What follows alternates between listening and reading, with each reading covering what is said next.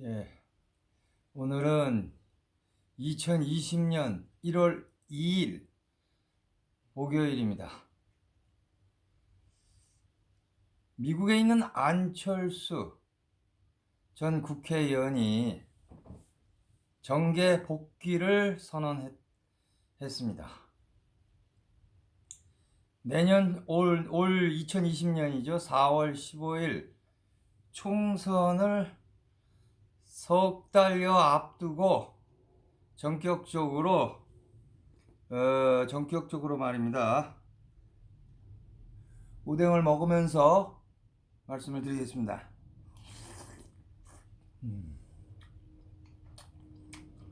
전격적으로 정계 복귀를 선언을 했는데 왜 안철수는 지금 시점에서 정계 복귀를 선언했을까요? 잠시만요.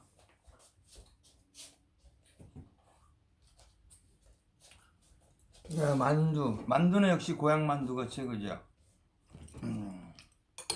이렇게 고향 만두를 여기다가 간장에다 찍어서 먹으면 아주 맛있습니다. 그리고 이제 떡국을 샀다가 남은 걸 이렇게 가래떡을 갖다 쪄서 먹으면 이것도 그냥 쫄깃한 게 맛이 좋습니다. 그리고 오뎅하고 같이 어묵과 같이 먹으면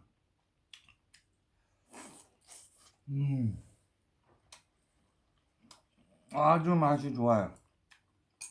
거기다가 커피입니다. 커피로 여기까지만 하면은 아주 맛이 좋아요.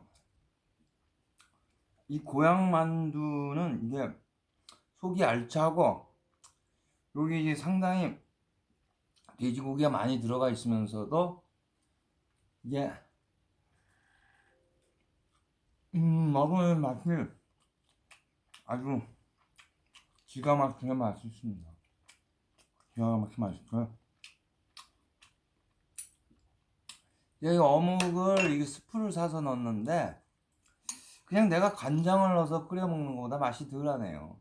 스프가 너무 조미료가 많이 섞여 있는 것 같아서 맛이 안 좋습니다. 그냥 국물은 먹지 말고 건더기만 먹으면 좋을 것 같아요. 국물에는 국물이 사실 많이 먹으면은 이게 나트륨이 많이 들어가 가지고 몸에 좋지 않습니다. 그래서 제가 먹다 보니까 안철수 얘기로 이제 다시 돌아가 가지고 오늘 안철수 테마주들이 일제히 상한가를 기록했다고 합니다. 뭐 써니전자니 다물 멀티미언이 이런 주식들이 안랩을 비롯한 안철수 주식들이 모두 다 올랐는데요. 그러면 이 안철수의 정계 복귀를 신호탄으로 이게 아마 이들 주식들이 상한가를 기록하지 않았나 이런 생각이 듭니다.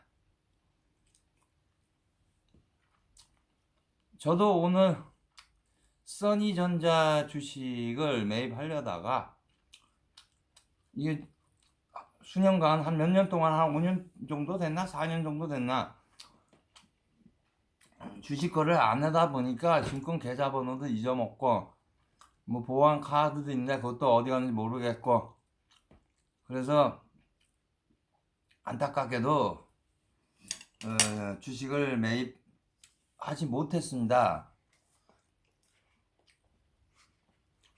이렇게 이제 콜라를 한 잔 마시면 또 이게 탄산이 들어가서 이 콜라를 많이 먹으면은 결코 좋은 게 아닌데 이걸 먹으면 약간 이제 소화작용이 되고 그렇게 좋기 때문에 한 잔 마시고 시작을 하겠습니다.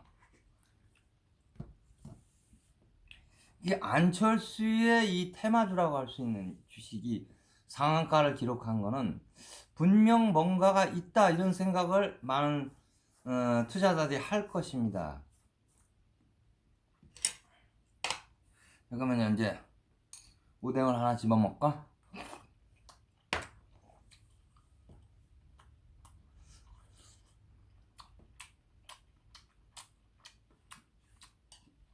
이 고향 만두를 가지고 요 간장에다 이렇게 딱 찍어서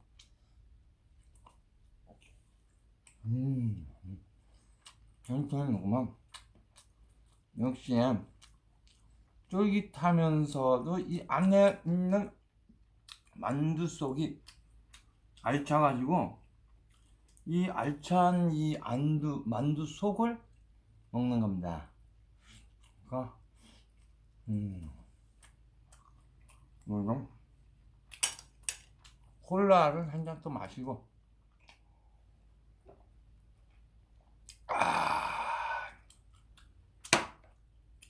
또 어묵 국물 하나 맛있는데 이 국물이 어떤 맛이냐 하면 약간의 이제 조미료가 들어가서 그거보다는 안 좋습니다. 조미료 들어간 게 안 좋기 때문에 그냥 건더기만 먹는 걸 하고 떡도 하나 먹으면서 얘기를 나누면 좋을 것 같습니다.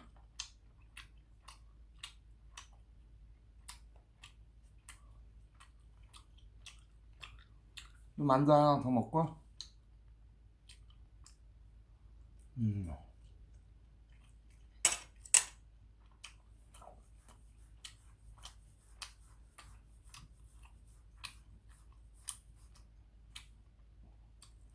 그래서 지금 제가 어디까지 말씀드렸냐면 오늘 일제히 안철수 테마주가 상한가를 기록한 것은 안철수에 대한 기대감이 크다고 볼 수 있는 거죠. 안철수라는 정치인이 1년간 지금 독일과 미국으로 떠나 있었다면 국내 정치를 떠나 있었습니다. 왜 안철수는 국내에 있지 않고 외국으로 나갔을까요? 아무래도 국내에 있다 보면은 그를 지지하는 많은 지지층이 있을 거 아닙니까? 그러면 안철수가 조용히 정치 구상을 한다거나 뭔가를 하는데 방해 요소가 될 수 있지 않아 이렇게 생각할 수 있습니다. 안철수는 그렇기 때문에 지난번에 지방자치 서울시장 선거에서 낙선을 하고 외국으로 떠난 거죠. 만두 또 먹고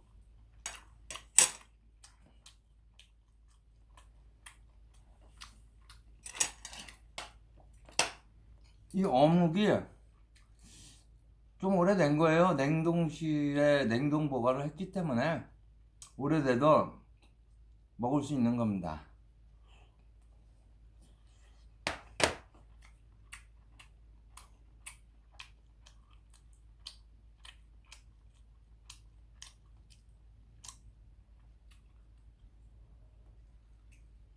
지금 시간이 오후 3시 43분인데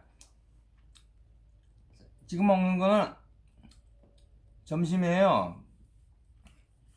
점심을 제대로 안 먹었어요. 아침을 8시에 먹었는 순두부찌개를 먹었어요. 아침을 병원 식당에서 순두부찌개를 먹고 지금 점심을 먹고 있는 겁니다. 케이크를 전에 이거 3일 된 케이크인데 애들이 안 먹어가지고 내가 지금 먹고 있어요. 이 케이크도 상당히 맛있는 케이크예요. 크림을 위에 있는 제가 크림을 발라냈어요. 그게 너무 이게 어지러져서 제가 요거를 간식으로 또 먹고 있습니다. 일단은 먹으면서 얘기를 계속 하겠습니다. 이거 사실 오뎅이라는 말은 일본어이기 때문에 쓰지 않고 어묵이라고 하는 게 맞죠. 어묵. 어묵을 떨어뜨렸습니다. 어묵을 떨어뜨렸는데 다시 주워. 사실 제가 젓가락질을 잘 못합니다. 그래가지고 어묵 넣고 또 만두를 또 먹어야죠.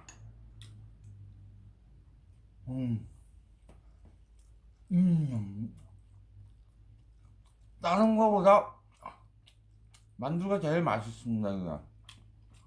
이 시중에서 만두집에서 파는 만두보다도 이 만두가 더 맛있어요. 고향 만두. 이거 맛있어요.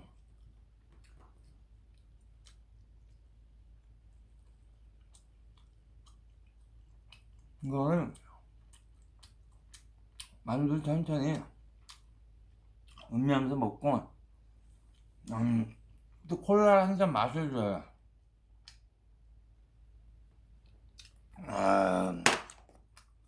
콜라 한 잔 마시고 이 떡도 이제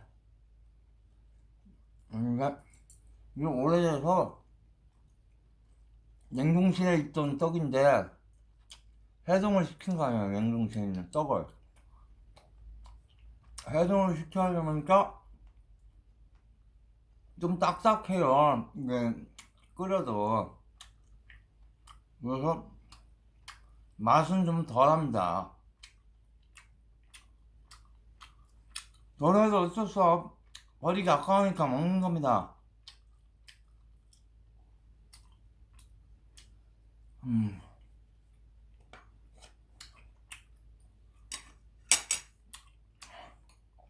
오뎅도 이제 국물하고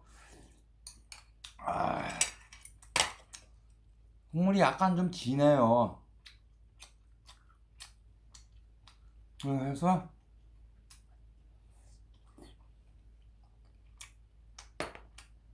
이거는 밥하고 같이 먹으면 더 맛있을 것 같아. 밥하고 밥을 김에다 싸서 햇반이죠. 햇반을 가지고 김에다 싸서 먹으면 더 맛있을 것 같은데 일단은 이거 떡을 더 먹고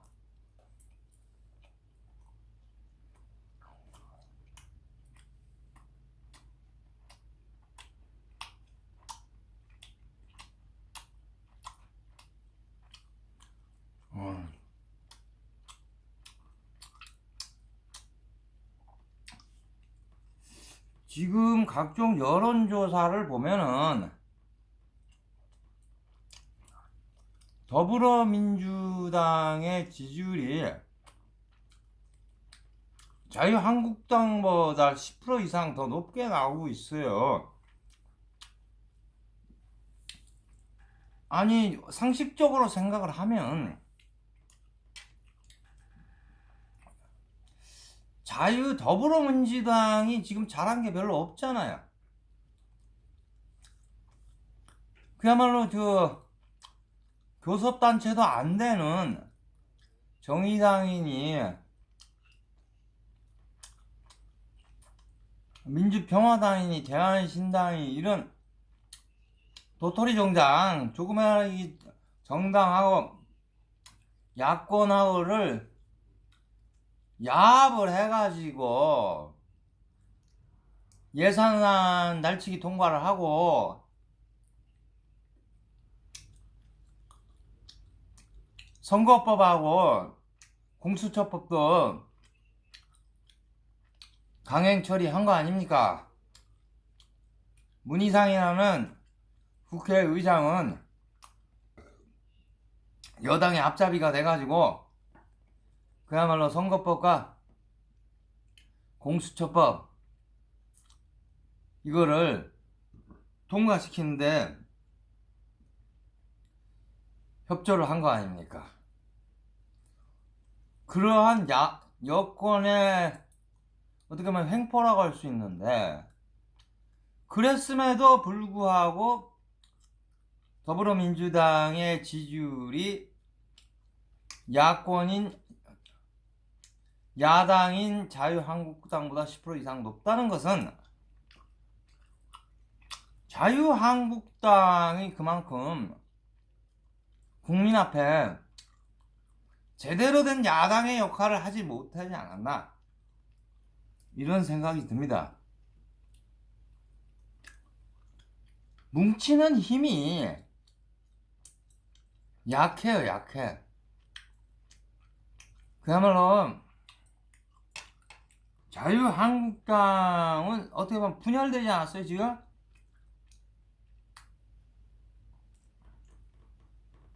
탄핵을 기점으로 해서, 박근혜 대통령 탄핵을 기점으로 해서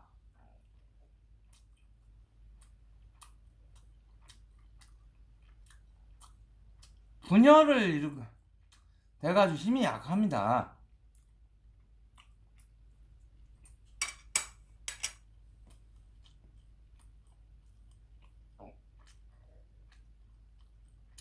지금 여당은 뜻대로 하고 있어요. 자기 마음대로 하고 있어요. 예산안도 마음대로 하고, 공수처법, 선거법도 자기들 마음대로 통과시켰습니다. 그것을 자유한국당은 막지 못했고,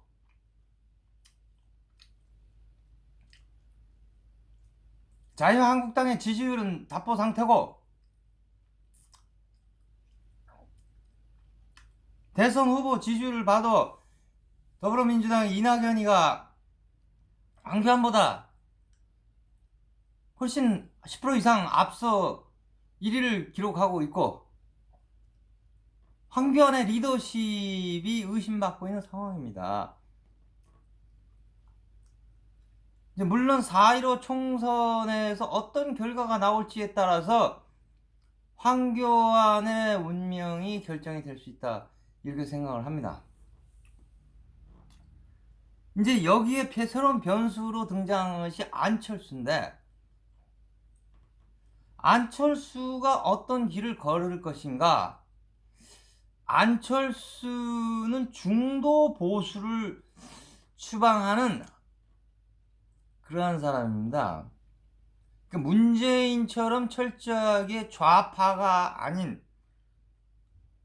그렇다고 우파라고도 할 수 없는 중간적인 입장이다, 안철수는 그렇게 보는데, 그게 지난 선거에 먹혀 들어가지 않았어요. 안철수가 지난 대선에서 문재인이가 41%를 얻어서 대통령에 당선이 될 때 그보다 20% 낮은 21.4%의 득표를 기록을 했고, 2등인 홍준표보다도 더 낮은 지지율을 받았습니다. 홍준표는 한 24% 정도. 그렇기 때문에 지금 안철수가 1년간의 외유를 하고 돌아와서 정계복귀를 선언을 했다는 것은 이번 4.15 총선에 출마를 하겠다는 의지를 보인 것인데, 그러면 안철수는 어디로 갈 것인가? 그게 문제입니다. 지금 안철수가 어디로 나가서 어느 당의 후보로 출마를 할 것이고, 지역구는 어디로 정할 것이냐, 아니면 비례대표로 나갈 것인가, 이런 것부터가 이제 중요한 문제가 되겠고, 지금 바른미래당에서 안철수를 따르는 국회의원들이 여러 명 있고, 예전 국민의당의 시절에 그 국회의원들, 민주평화당이라든지 이런 소속된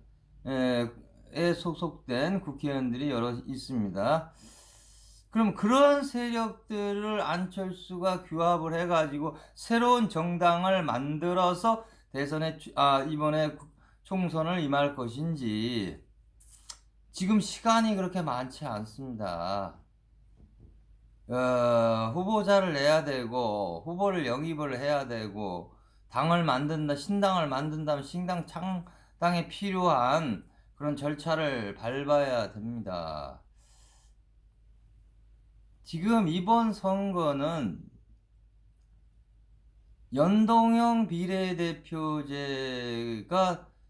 되었기 때문에 정당 득표율이 상당히 중요합니다. 정당 득표율이 3% 이상 얻은 정당만이 비례대표 의석을 가져갈 수 있습니다. 지금의 선거 구도에서 더불어민주당과 자유한국당은 비례대표 의석을 가져갈 게 별로 없다. 그것은 무슨 소리냐 하면은 더불어민주당과 자유한국당은 지역구에서 어차피 많은 의석을 얻기 때문에 100석 이상의 의석을 얻기 때문에 연동형 비례대표제는 캡을 씌운 30석에서는 단 한 석도 가져갈 수가 없고 나머지 17석 중에서 단 뭐 몇 석 정도 챙기는 수준에 불과하다 이렇게 봅니다. 그렇기 때문에 이번에 자유한국당에서 비례 자유한국당이라는 당을 출범을 시키려고 하고 있습니다. 그 이유는 뭐냐? 연동형 비례대표제에 의해서 30석의 캡을 씌운 거기에서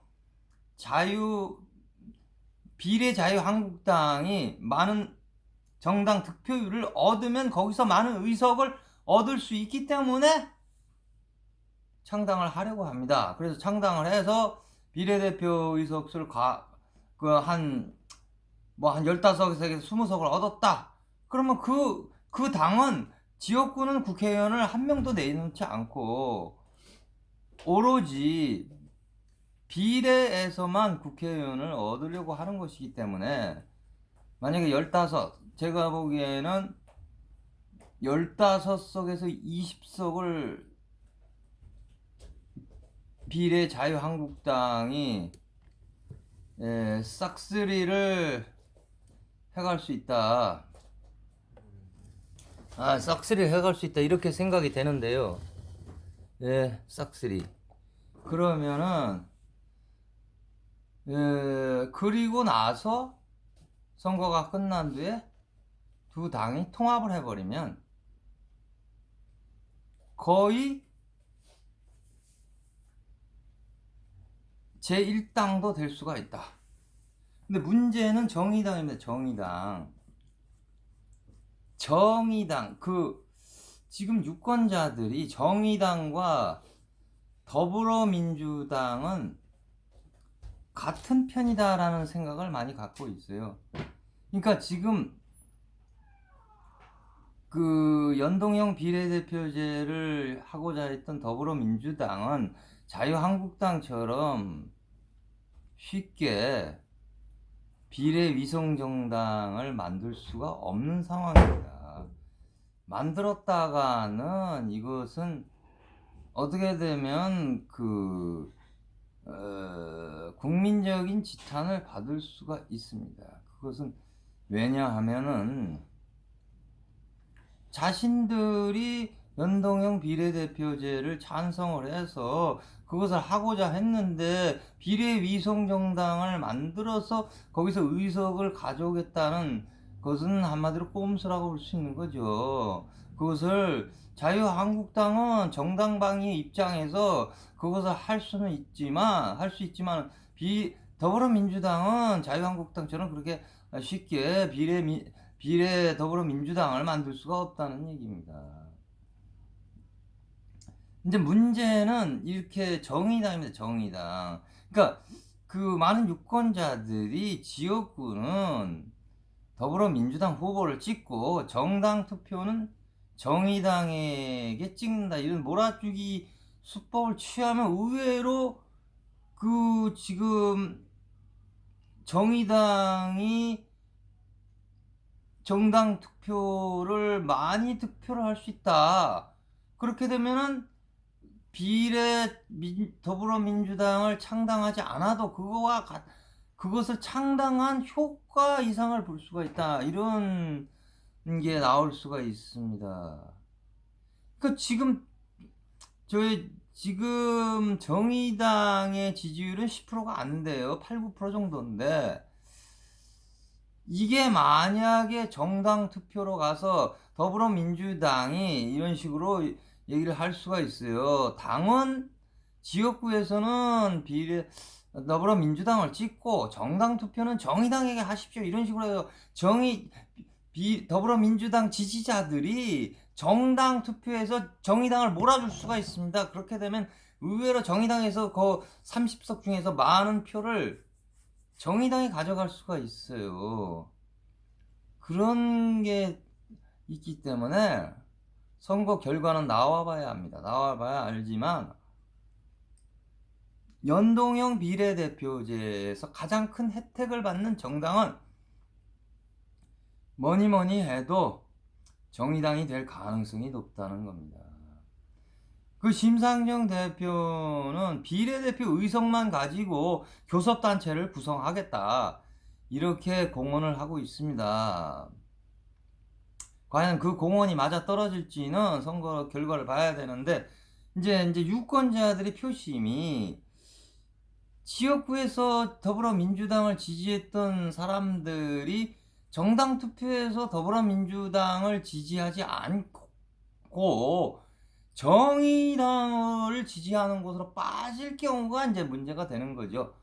그냥 더불어민주당 지지자들이 지역구에서도 더불어민주당을 찍고 정당 투표에서도 더불어민주당을 찍으면 정의당은 한마디로 좆되는 거지만 더불어민주당의 지지자 표가 정당 투표에서 정의당으로 오게 되면은 정의당도 비례대표에서 많은 의석수를 얻을 수 있지 않을까 이런 생각을 해볼 수가 있어요.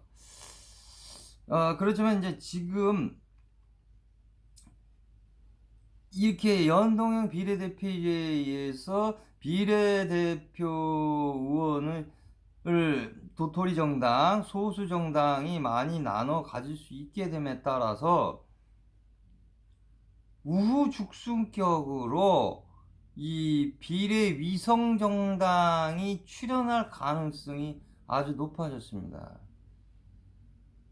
그러니까 지금 그 선관위에 등록된 정당이 16개 정당인데 이게 더 늘어나서 정당이 100개가 될 수도 있다는 얘기예요.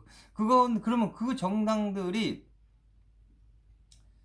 선거에 나오게 되면 선거 투표 용지 길이만 해도 1m가 넘을 수도 있다 이런 말이 나오고 있어요. 그러면 그 긴 용지를 전자개표로 할 수 없기 때문에 이미 이번 21대 국회의원 선거는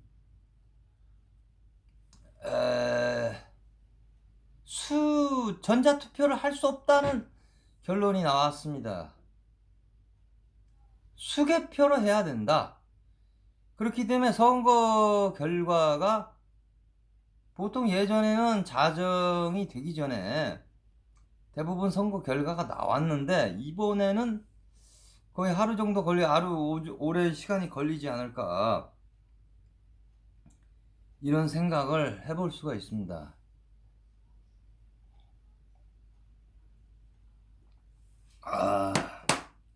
이 어묵이 아직도 많이 남았어요. 이거 다 먹으려면 이거 배 터지는데. 근데 이 스프 괜히 샀어요. 이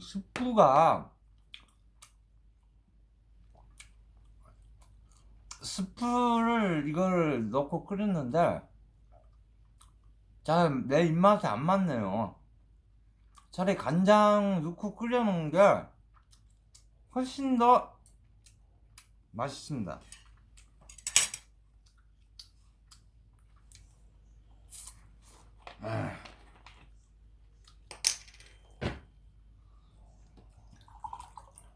이제 안철수 얘기하다가 좀 다른 쪽으로 빠졌는데 제가 고향 만두는 너무 맛있어서 그래서 깨끗이 비웠습니다. 근데 왠지 어묵은 요 스프 때문에 맛이 덜해서 아직 많이 남아있어요. 이것도 이제 하나씩 먹어야 이게 스프를 안 넣고 끓이는 게 훨씬 나을 뻔했습니다. 스프가 이거 맛이 좀 안 좋습니다. 이건 저거 2개 500원에 샀는데 이거 스프 실수했어. 완전 실수, 완전 실수.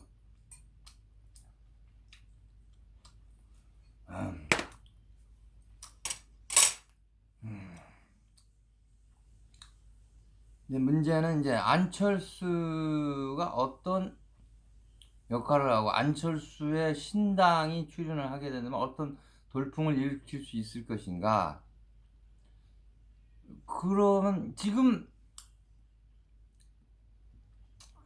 안철수가 만약에 이번 총선에서 어떤 부심점을 일으켜가지고 신당 돌풍을 일으켜서 많은 의석수를 얻어서 뭐 제3당 정도의 위치를 차지할 정도가 되면 차기 대선에서도 상당한 힘을 발휘하지 않을까. 지금 그리고 황교안 대표 체제가 이번 총선 결과에 따라서 어떻게 나올지 모릅니다. 이렇게 되면 많은 의원들이 황교안으로는 정권을 잡기가 어렵다는 생각을 할 수가 있습니다. 이럴 때 대안으로 떠오르는 인물이 누구냐 하면 안철수입니다. 안철수. 그래서 안철수가 자유한국당에 입당을 해서 적어도 대표 내지는 대표의 역할에 준하는 위치에 있으면서 차기 대선의 주자를 노려볼 수가 있습니다. 지금 차기 대선이 2022년 5월에 있는데요. 지금 문재인 대통령이 2017년 5월 10일에 취임했죠. 문재인 대통령이. 그렇기 때문에 지금 2년 7개월을 지났고 이제 남은 임기가 2년 5개월 또 채 안 남았어요. 그럼 보통 한 3개월 전에 이제 대선 후보가 이루어진다니까 2년 2개월. 이제 대선이 한 2년 2개월 정도밖에 안 남았습니다. 그러면 이제 그 안에 이제 안철수가 또 대선에 대한 꿈을 완전히 접은 게 아니기 때문에 이번에 이제 총선을 계기로 정계 복귀를 선언하면서 차기 대선의 주자로서 확고한 위치를 마련할 수 있는 그러한 노력을 할 겁니다. 그래서 안철수는 아직 충분히 대선을 꿈꿀 수 있고 그럴 만한 능력과 실력이 있는 인물입니다. 그렇기 때문에 그렇다고 해서 독불장군식으로 나가다 보면 힘들죠. 안철수도 어느 유력한 정당을 입당을 해가지고 거기에 대선 주자로 올라서야만 힘을 얻을 수 있습니다. 그렇기 때문에 안철수라는 인물이 갈 수 있는 정당은 뭐냐? 더불어민주당이냐 자유한국당이냐 놓고 봤을 때 제 생각에는 안철수는 더불어민주당보다는 자유한국당에 더 어울리는 후보라고 볼 수가 있어요. 안철수라는 인물과 자유한국당의 기존 그 텃밭이라고 할 수 있죠. 대구 경북을 비롯한 경상도권 이 일대하고 그렇기 때문에 이 부분을 그 동쪽 벨트죠. 서쪽 벨트, 동쪽 벨트인데 그리고 수도권과 경기, 충청도 이 지역을 누가 선점을 할 수 있느냐? 예전에 이명박과 박근혜가 그쪽 지역을 선점을 해가지고 대통령이 되었던 건 아닙니까? 결국 그 호남은 어차피 민주당이고 경남북은 혹시 이제 자유한국당이나 이런 구도가 조금 많이 타파됐다고 하지만 아직까지는 어렵죠. 호남에서 자유한국당 후보가 국회의원 후보가 당선되기 힘든 거고 대구 경북에서 더불어민주당 후보가 당선되기 힘든 게 사실 아닙니까? 그런 지역적인 그런 게 있기 때문에 그러니까 그 안철수는 그런 지역적인 기반을 바탕을 둔 정당에 들어가서 본인의 인지도라든지 본인의 이런 거 네임밸류 이런 거를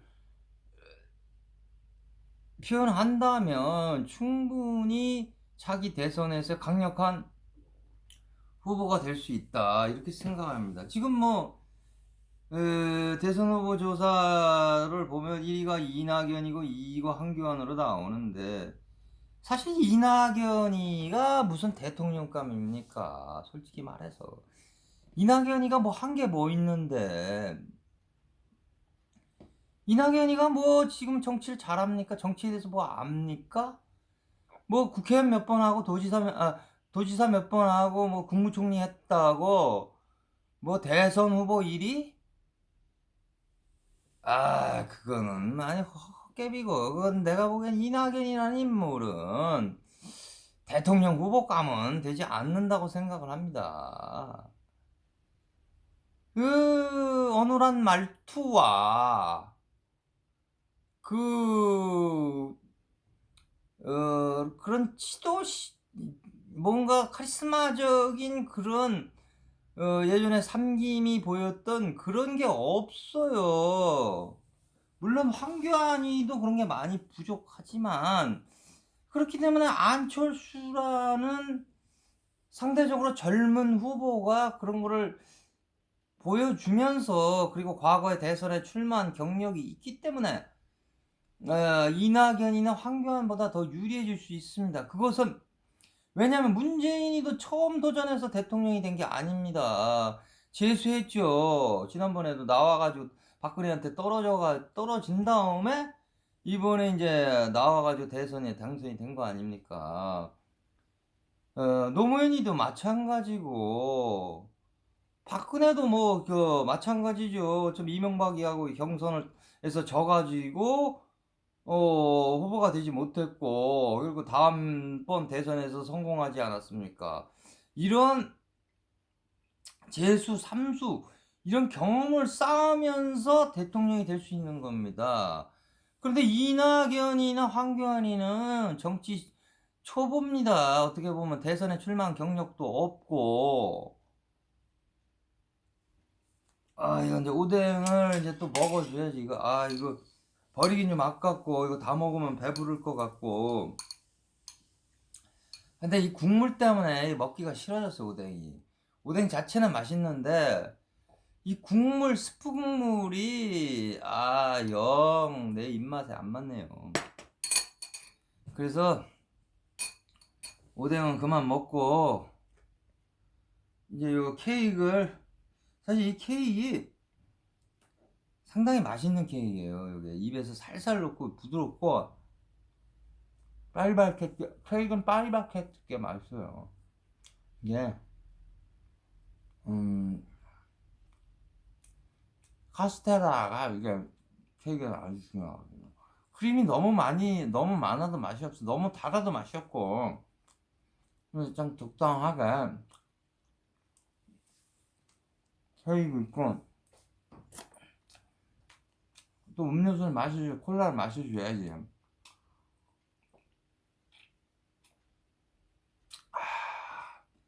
콜라도 마시고, 커피도 한잔 하고. 아, 아,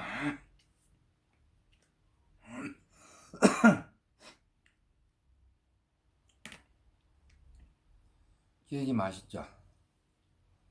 음.